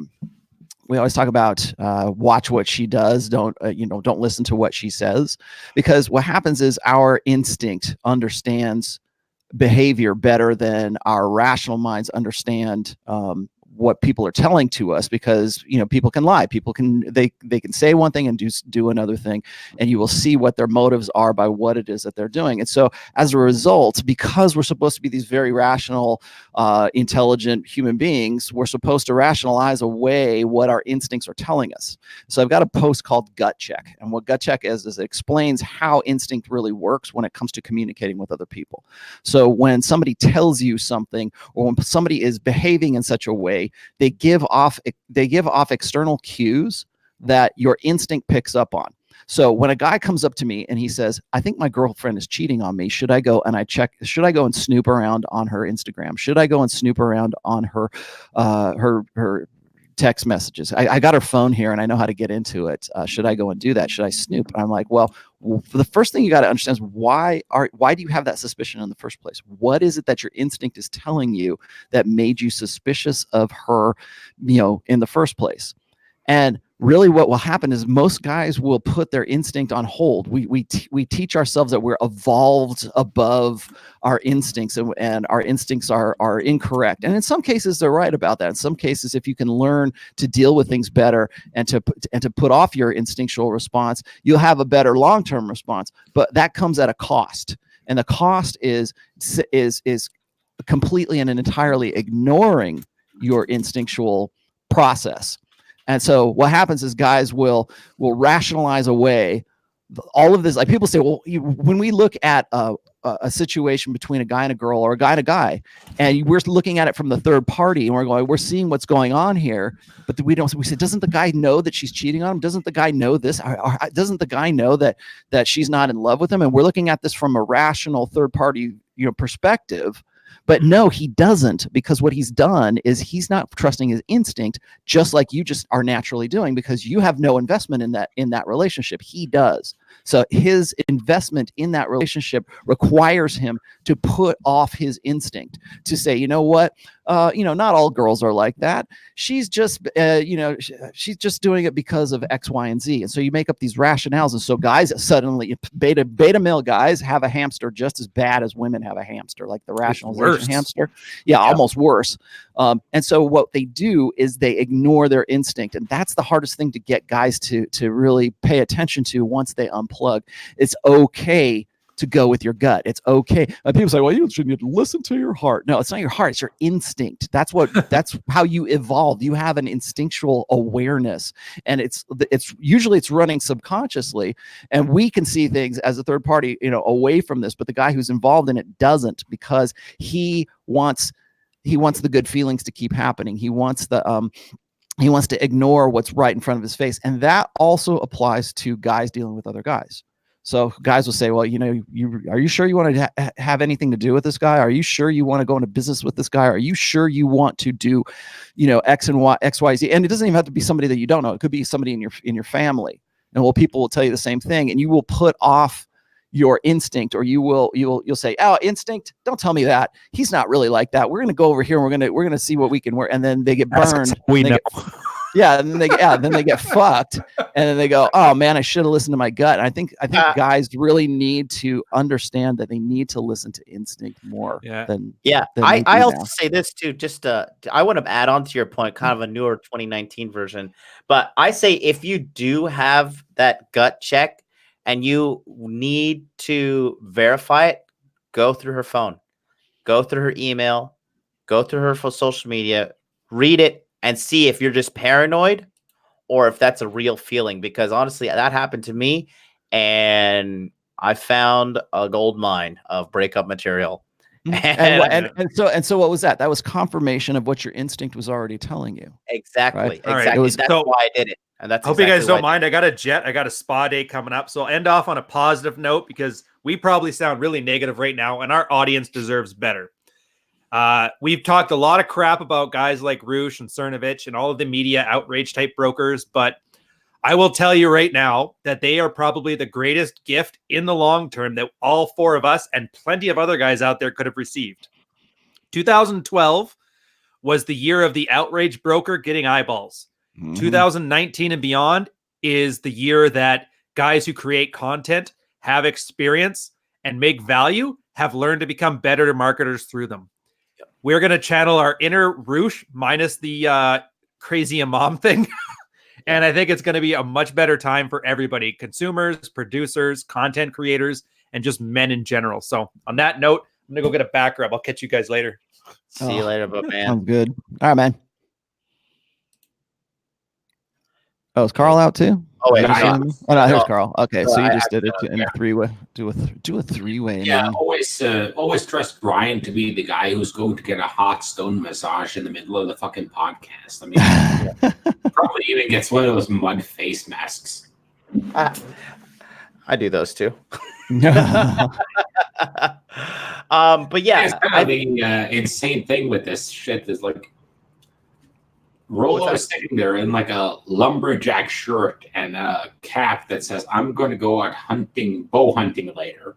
Yeah. And actually, I'm going to be moving things. I'm going to be lifting heavy objects here in about an hour. Do you even lift, bro? Yeah, shit that needs to be lifted. But yeah, like going back to staying on topic here with the beta male economy. I mean, another thing is this too. Like, when we talk about stuff like this, I'll put on my Alex Jones hat here for a second and say, like, I believe that there is somewhat of a control system in place in order to like keep this thing going. Because if this whole beta male economy goes tits up, a lot of people are going to be losing money. A lot of people are going to be waking up. But I mean, what do you guys think? Do you think that this beta male economy is growing, or are people slowly waking up to the fact? I feel like with the recent uprising of MGTOWs and incels, the MGTOWs and incels, they didn't exist 10 years ago. Pickup artists still exist 10 years ago, but now you're having these different subsects that are actually that cannot succeed in pickup, but they are like, there might be a successful engineer, a successful programmer, and these guys are just not bringing their financial assets to the table for women basically to suck them up and use them and throw them away. So what do you think about that? Is the beta male economy growing or shrinking, Rolo? Right now, I think it's growing. We'll see where it goes. It's interesting for me because I've been doing this for so damn long. I mean, I've been even back in like 2000. I kind of look at my beginnings in all of this right around 2001, 2002 when I was a mod at So Suave, and that's really where this all kind of began. For people who think that Rolo, all he does is lift Roycey stuff. No, actually, I was doing this a lot longer than most people really realize. I've been writing and talking about what I've been doing for at least since 2002. I can show you posts from 2002 that still exist on the So Suave forum right now. So I've seen a lot of cycles come and go. I've seen a lot of people who were, that's one of the reasons why people think, Rollo, he's got some sort of prophetic gift or something, like he can, Rollo, I hate being right. That people like it when I say something like that. It's not that I have some, I'm not like Rollo Damas, I don't have some gift of foresight. It's that I've seen these cycles go over and over and over again. And right now, I think we're in a cycle, the cycle of moralism is one of the easiest ones to point out. I remember back in 2002 when we first had these guys coming on there saying, well, all this stuff that you guys are saying is true, but now that you have the keys to the castle, or now that you understand intersexual dynamics, you have to use your superpowers for good. You have to use game for good, and not to lead these women astray, and not use your superpowers for manipulating women into just having sex with you. You need to think about with great power comes great responsibility. Spider-Man, right? With great power comes great responsibility, and it's like these appeals to moralism. And I have written posts that were actually based on forum posts that I wrote back in 2004, 2005 that are all about moralism and how the red pill needs to stay amoral, and it needs to stay apolitical and a-religious, so that we can focus on the objective truths of intersexual dynamics. Now, of course, what's happened is we've taken that, and we've people who have really no business being in the red pill economy, and I mean that not as a financial economy, but just as an intellectual economy, and have no business being in it in the first place, but they see it as a niche marketplace, and then using that to push product, to push services, to push whatever. And I said this exact same damn thing in October of last year at the 21 convention in my State of the Manosphere address, and everything that I said in that video has come to pass. And if I was wrong about one thing, it was that it happened a whole lot quicker than I thought it was going to happen. And it happened within the space of 5 or 6 months. And we're exactly where I said we were going to be. So it's not because I have some gift of foresight. It's because I've seen these patterns before. So is it expanding right now? Is the beta male economy? Yeah, it's going to. What I'm a little bit more concerned with is that people keep saying, enjoy the decline, or maybe, we're watching the decline and fall of Western civilization. I'm not sure I agree with that 100%. In some ways I could say yes, in some ways I could say no. But what I think is going to happen in the coming future is there's going to be some shift in technology, or there's going to be some sort of social upheaval. People say, well, that's a war. No, it doesn't have to be a war. It could be a new technology. It could be artificial intelligence. It could be a lot of other different things. We're going to have some sort of advancement in technology that completely throws what we think of as normal, like SJW, whatever society that we have this conflict right now. We've got this conflict between this old school and this SJW school right here. So it's like you've got the blues versus the reds. And what I think is going to happen is until that technology or until that social upheaval happens for whatever reason, you're going to see further and further polarization. And I've seen this happen. Tim Pool has this great video, or this great infographic. It's a graphic where he has plotted the political divide between the left and the right. And if you look how extreme to the left has gone since the advent of the internet, that will show you what's happening right now. Is like right now you can't say certain things without getting banned from a Twitter or Twitch channel, right? You can't say certain things without risking losing your job. You can't say something about women without people, wanting to hunt you down and make it so that you can't work, and your daughter can't work, and your wife can't work, and it's worse than prison, right? Because in prison, at least you're getting 3 square meals a day. But if you can't work and you're completely locked out of an information technology or an information economy, that's worse. And Bruce wrote a really great post about this. It had something to do with bread. It's not a punishment to go to prison anymore. It's a punishment for people, for the powers that be, to take away your bread. to take away your capacity to earn money. And what happens, particularly for men, and we're seeing this right now, Tucker Carlson has talked about this, is that the more that men are pushed out of the economy, the more that they're pushed out of industry, the more that they're pushed into a service-based thing, you will see a rise in divorce, you see a rise in abortion, you see a rise in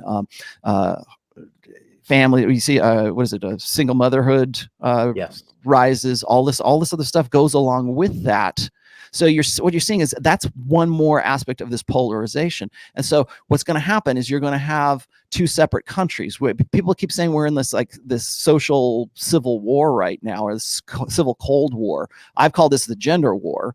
But I don't mean like we're a fighting war. I mean, it's like it's a war of ideologies right now. And part of that is also intersexual dynamics.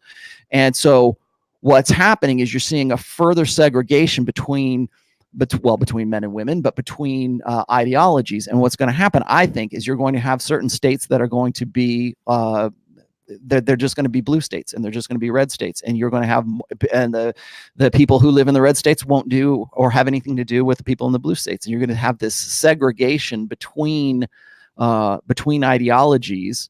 And so I don't really think that that's an expansion, but I think a part of that, the beta male economy that we've been talking about for this entire show, is going to be subjected to that. So you're going to have beta male guys on the ideological left, you're going to have beta male guys on the ideological right, and you're going to see how that's implemented in different ways. One thing about, and I've always said this, one thing about the feminine imperative is it is fluid. So it makes up new social conventions to excuse its failures. So when somebody says, well, all these, when we look at the rise in infertility rates, if we look at the rise in divorce, if we look in the rise, or I should say, we look at the balancing out of divorce, but the decline in actual first marriages, or the age of first marriage, when we see these statistics that are unignorable statistics, the feminine imperative goes, well, that's because men did this, or that's because you didn't do this right. It's like, well, remember how they always say like socialism, they would talk about socialism and communism, and the pat answer to that is, well, that's not real communism.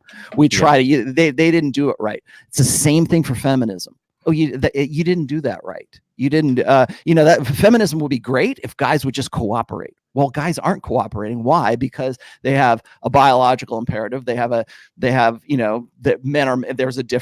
gender differences between the two of them. They're not going to cooperate because they find that if they don't cooperate, they're more successful than when they do. How do you deal with that? Well, let's find some way. It's like an eel in the weeds, man. It's like, how can we make up a new social convention to help us explain why these numbers are the way they are, these statistics are the way they are.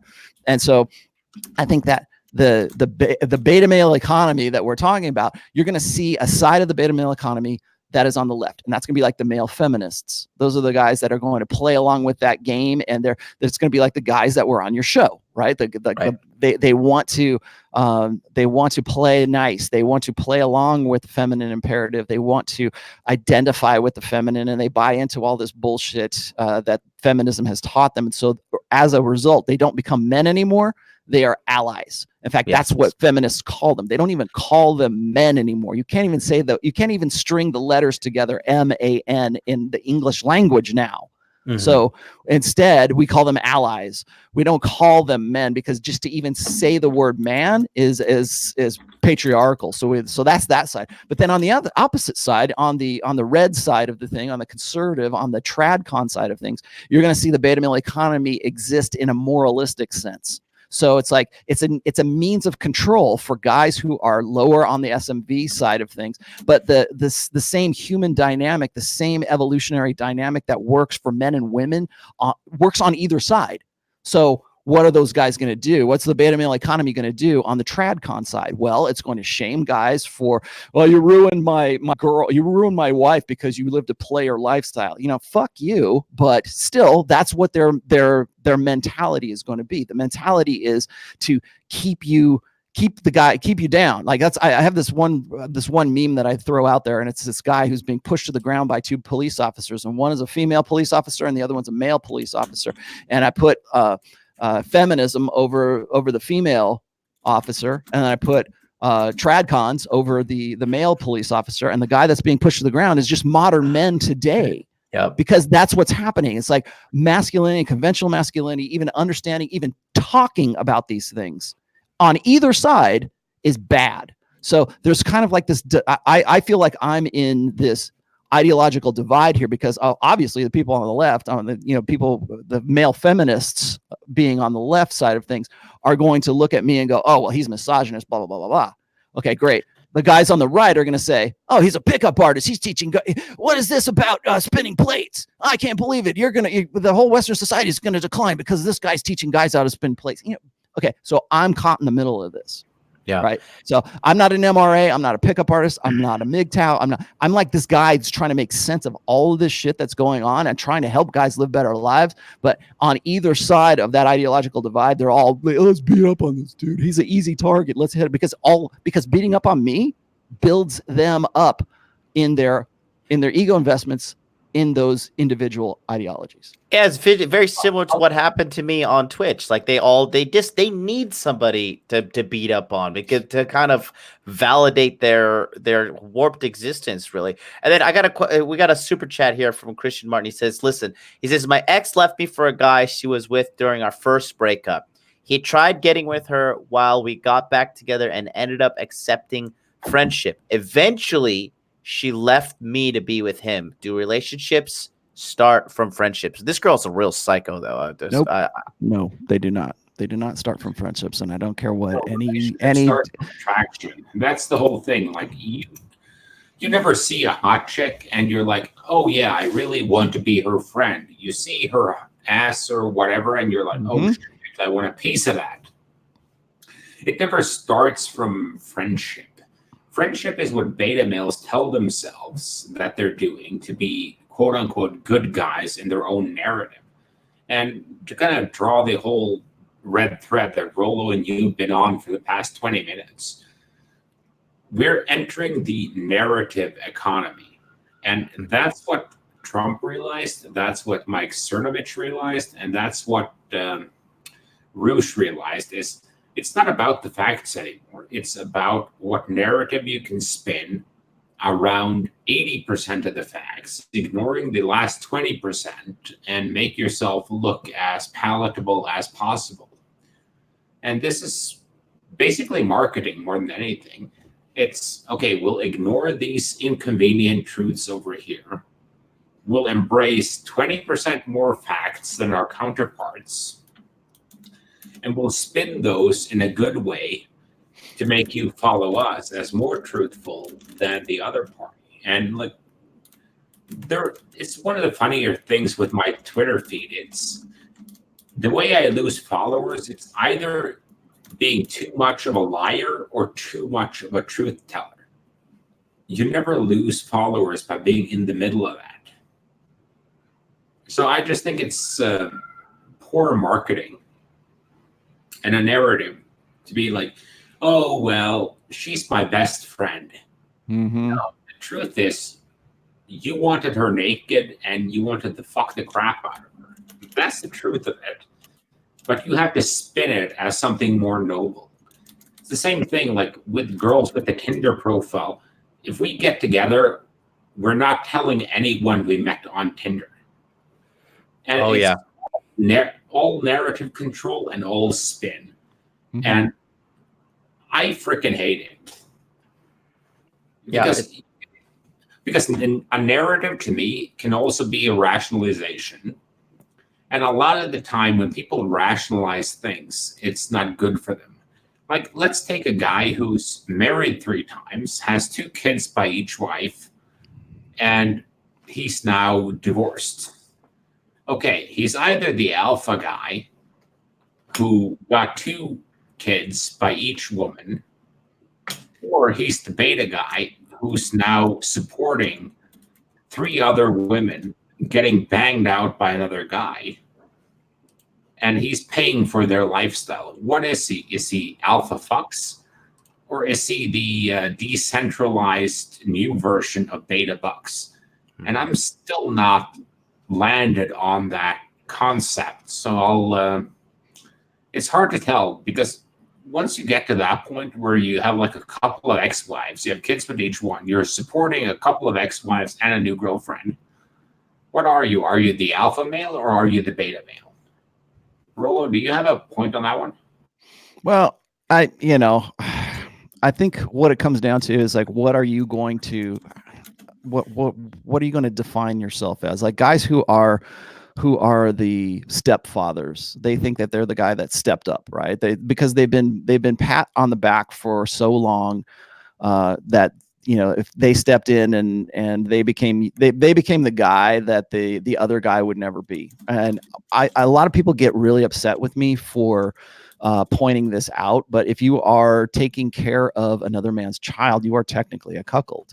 And I'm saying that from a clinical observation point here. Okay, you are technically a cuckold. How you feel about that is another thing, but that's really where you're at. But guys think that they're alpha for being the guy that stepped up, and maybe in some respects they are. Maybe they actually have some sort of alpha,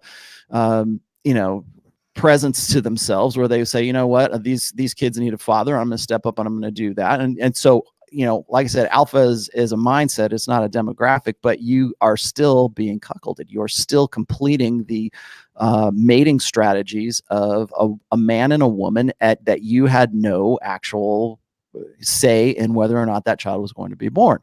So when I put that out there, people get upset because they think that I'm attacking that. But it's like, where do you draw the line? And again, you've got this ideological divide. So you've got the guys who are on the left side of the spectrum, and they'll say, well, that's because guys always, these are the male allies, right? They'll say, well, it's because men just bang these girls and leave, blah blah blah, and so they're stepping up, and so suddenly you're heroic about this. And then you look at it on the right, and it's something that actually they can sort of come to agree on.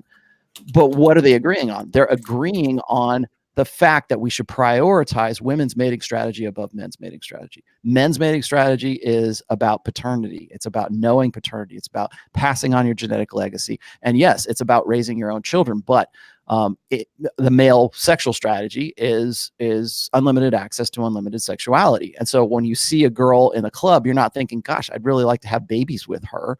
That's the end result. That's the evolutionary Darwinistic side of it. But when you see a hot girl in a club, that's not what you're thinking. I wonder if she'd make a really good wife. You're not thinking about that. I want to tap that ass. That's what you're saying. And that's what I did with my wife. It's like, things worked out and it was great. Here's the thing that gets me, and this will throw a lot of people off because there's actual studies on this. And I'd have to go dig up the stats and the research, but there are studies that show that just because you had a one-night stand, just because you had like short-term sex, doesn't disqualify you from having a good long-term relationship with that person. You have to both be looking for that, but just because you had that doesn't mean that you can't go from like a one-nighter to having a life with that person. So anybody who tells you that you have to go from friendship to sex, these are the guys who are uncomfortable with sexual tension. These are the guys who are uncomfortable because they believe this lie. The lie is that a woman has to be comfortable with you before she has sex with you, and that's bullshit. Real snaky and sneaky too, and the women can see that and feel that. Well, they do, but they understand that. But also understand that the guys who say that, the beta male guys that say that, they do that because every woman they've ever said, "What is it that women are looking for in a guy?" They'll say, "Well, I need to be comfortable with him before I have sex." No, that's the right thing to say, but that's not how it works out. Remember, the medium is the message, and just like I was saying earlier on, is you have the only realistic indicator of incentive, of intent, of motive is behavior. So she'll say, "Oh yeah, I need to be comfortable with you," and then have sex with a guy on spring break in the foam cannon party after half an hour after meeting the guy. Okay. Yep. That shows you what. Okay. So what's the dynamic? That's short-term breeding impulse. Okay. So this bullshit about a girl needs to be comfortable with you is in some way mitigating your access to her. Like I've always said that men or women make rules for betas and they break rules for alphas. And so if you are approaching a woman from the position of, I got to be her friend first, like we need to be best friends before we move anything on to sex. I will say this, that of the relationships that I've had in my life, every last one of them came as a result of having had sex and having that urgency and being hot for that person, and then transitioning that to something more than that. It has never, in fact, every time I've done this in my old blue pill days, anytime I was like, okay, that's fine. I don't want to push you into anything. We can just cuddle on the couch for a little while, or let's spoon for a little bit. And, with the hope that like, okay, maybe she's going to get worked up because I'm spooning her, because I'm showing her that she can be comfortable with me. And this is one area that I part ways with pickup artistry, because pickup artists, I think they have an overemphasis on rapport and comfort. I'm not saying it's not important, it is, but I think that part of the mystery method seduction, when you go from attraction to comfort to sex, to the seduction side of things, I think they spend too much time in comfort and not enough time in the urgency and building up sexual tension and competition anxiety, that kind of stuff. But this was the early pickup artists. I think things have developed a lot more since then. But if you're approaching this from the fact that you need to be a girl's friend before you can be a girl's lover, you have it absolutely backwards. You need to be that girl's lover, and then maybe if you decide you want to be friends, then you be friends with that person. And it's not, I don't even look at it as friendship, because if you start off a relationship by being a girl's friend, the only way that women understand friendship is in the context of how they have a friendship with their girlfriends. So if you relate to a woman as a woman, if you communicate to a woman as if you were a woman, expect her to treat you as if you were a woman. And Rich Cooper just had he quoted me again in a video. He was talking about how women have boyfriends and girlfriends, and if you're not fucking her, you are her girlfriend. The one part, Rich, sorry, that you got, I didn't say get wrong, but you left out is that it's the communication that does this. Because what happens is, if you treat her as if she's a friend, her only frame of reference for a friend is her girlfriends. So if you relate to her like a girl, hey, let's go hang out. Hey, let's go do our nails together. Hey, let's go, whatever. If you relate in that, covertly, if you come over to her preferred form of communication, then expect her to treat you like a girlfriend. That's why I say that. That's not like, that wasn't me being a prick. That's me saying, if you relate to her as a friend, she's going to treat you like a girlfriend. If you're banging her, she's going to treat you like a lover. She's going to treat you like a boyfriend. When I hear a guy tell me that, the first thing I tell to myself is like, okay, we got another sucker here. This guy doesn't know shit. This guy definitely ain't getting any ass. And and it's also, again, you have to realize, like, when you say, women communicate in the covert, right? What that really means is, like, you have to read in between the lines with women, and women read in between the lines with you. And if you are not willing to lose her by saying, hey, listen, I like you, like, I'm trying to bang pretty much like right now. I'm not going to stick around and like wait 3, 4, 5, 6, 7 months to make this happen. If you do that, that's a very high demonstration of value. But you're letting her know, basically, look, do I want to bang you? Absolutely. Am I going to sit around and like pretend to like you and pretend to be interested in your fucking cat stories and what your cat did today and all your fucking empty, blabberings? Or are we going to bang? And I would say, like, if you have a guy like that in your life and he's saying that, yeah, you got to be friends with her. One, that guy doesn't know game at all. And two, I would look at his personal life and ask, like, does this guy have other things sorted out? Because that's a very, very, like, it's a very, how would I say, indirect kind of snaky way to do these things. And women, when they see these type of guys, they really don't trust this guy at all, compared to a guy like me who would just walk right up to him and be like, hey, listen, I want to do this. And if she says no, guess what? Is that going to break me down emotionally and stop me from going out and trying to go pick up other girls? No. And what that really does is, for some girls, they're going to think like, God, I've met beta after beta after beta. And now I have this guy with glasses and a zebra shirt on, and he's telling me, like, let's bang right away. Like, they're going to notice a big difference in that. And the same thing for you guys out there who need advice. Okay. You're always better off being confident, direct, and brash with women rather than being coy, indecisive, and playing the safe game. If you had to play one of two for the rest of your life, being upfront, confident, all that stuff is going to be way, way more beneficial for you than being coy and all that, because all that stuff, that coyness, that indirectness, that's feminine energy. You're acting like a woman, and women who are in touch with their femininity, they're not attracted to men who have femininity in them. They don't like that. They like guys who are men. They like the opposite. That's what got us here as humans. And when you do with that whole situation, being upfront rather than being indirect, it's going to pay you a lifetime of dividends. Now, is it hard? Absolutely. Absolutely. All three of the men that are on this panel have been through trials and tribulations with dating to get us to where we are now. Like all three of us had a crazy bipolar woman in our life. All three of us have dated multiple women. All three of us have slept with multiple women. And that got us to the point where we are. Was it easy? No. But was it worth it? 100,000%.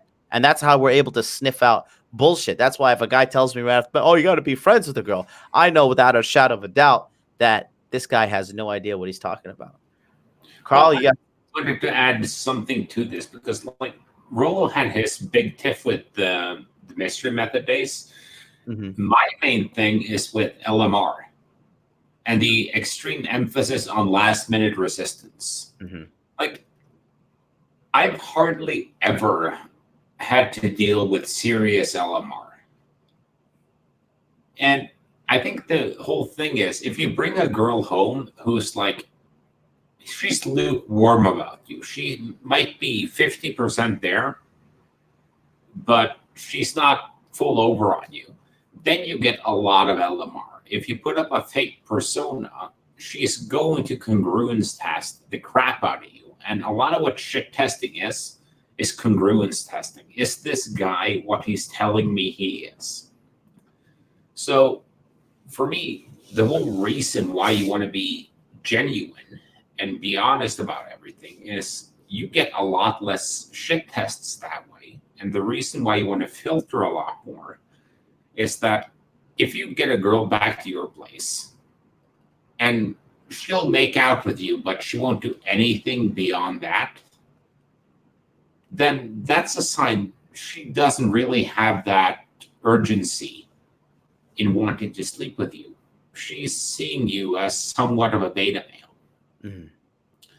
So for me, if you're getting a lot of LMR and you're getting a lot of shit tests, that's a sign that you actually need to improve your game, and you need more congruency to avoid the shit tests, and you need to filter for girls who are more into you on the front end.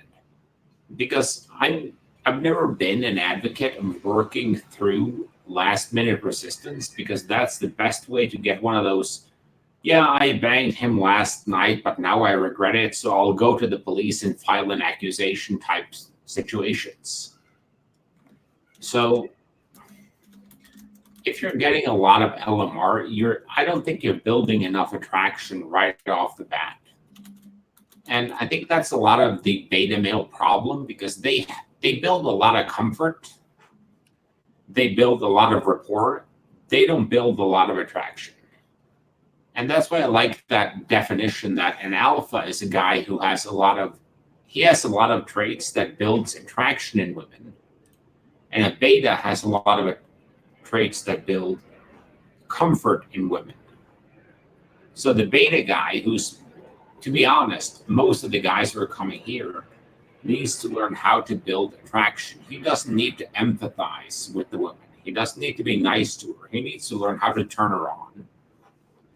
And the very, very few alphas that turn up here after like 8 divorces because they couldn't keep their dick in their pants, those are the guys who need some training in comfort. And I think that's the biggest issue with the purple pill profiteers.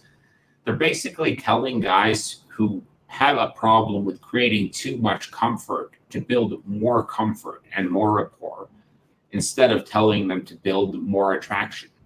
Because attraction in itself is always going to be a risk. Because I think attraction is built by tension. And if you build a lot of tension, you also build a lot of attraction. And that's what we saw with you on that Twitch show. You were building a lot of tension that resulted in attraction. Right. So if you're a good-looking guy and you build tension, you get attraction. If you're a crappy-ass dude and you build tension, you're a gamma.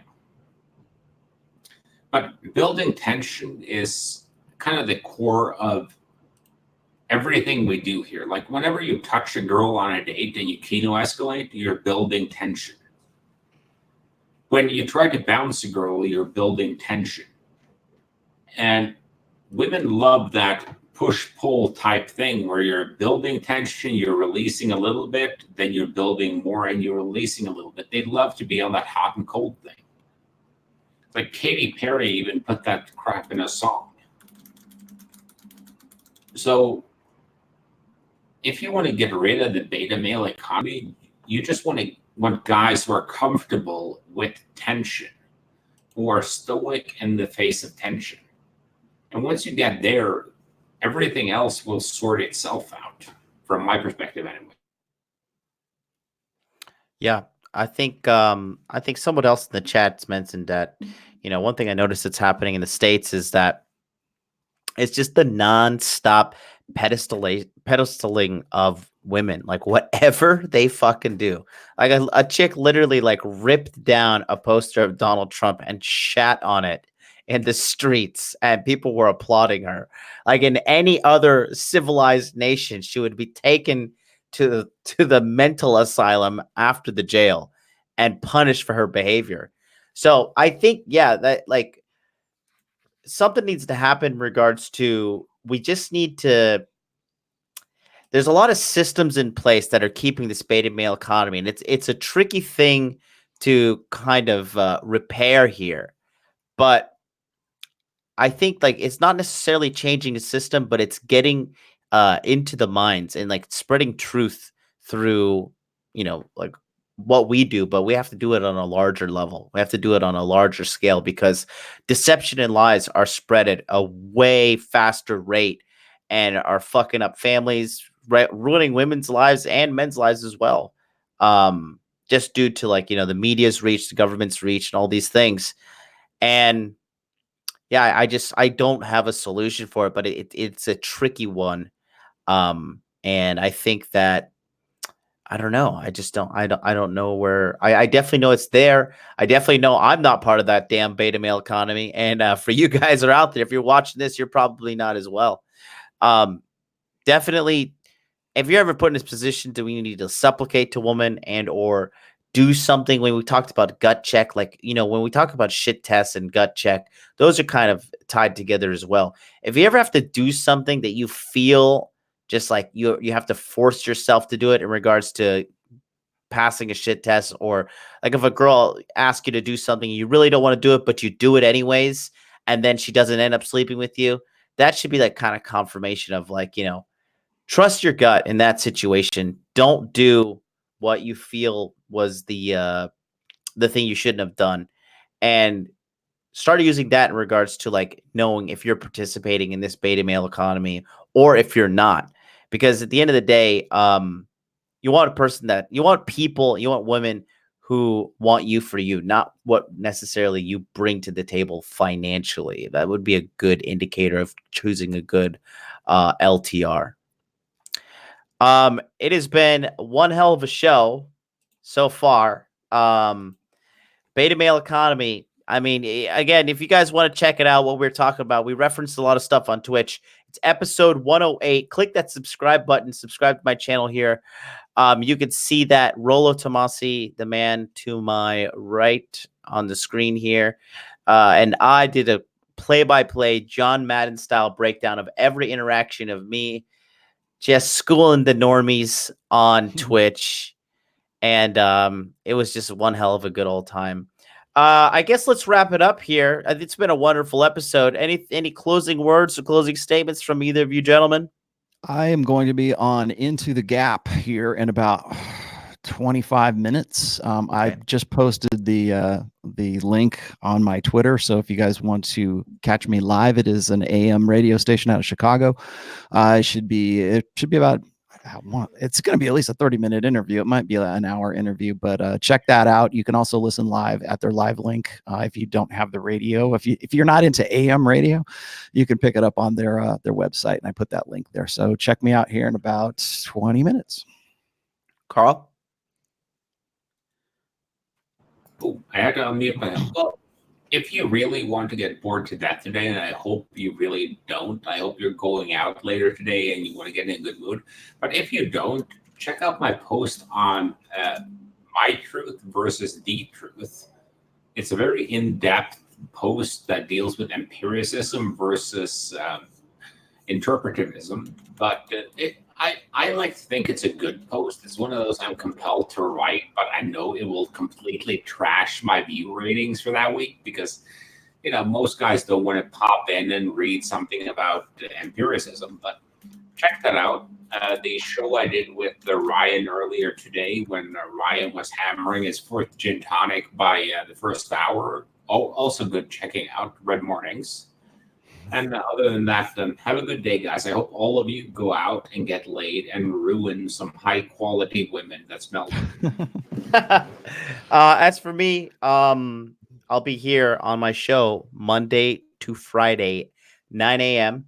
Wednesday, we do the cryptocurrency show for all you guys that are interested in Bitcoin, cryptocurrency, and how that's going. It's the Tokyo Crypto Show featuring me and my man Charlie from Cultivate Crypto. We had Richard Cooper on the show last week when we talked a lot about what's going on with the whole cryptocurrency economy. Body Language Mastery is launching for the Q3 enrollment. That gives you head-to-toe breakdown of female body language and 3 weeks of coaching with yours truly, where we do daily webinar sessions, and you also have access to the men's only Facebook group. Those dates are September 27th, September 28th, September 29th, September 30th, and October 1st. Until then, guys, thank you all for coming through. Man. We finally figured out StreamYard. Yay. Figured it out. Thank you, StreamYard. Thank you, StreamYard. Thank you, StreamYard. Thank you very much. And we will see you guys next week on Rule Zero. I think it's going to be on Rich's channel, if I'm correct. I believe so. Yeah. We're going to be talking about vetting women finally. Ooh, we're going to have that debate. Yep. That's going to be a good one. All right, guys. Until then, we'll see you next time. Bye-bye.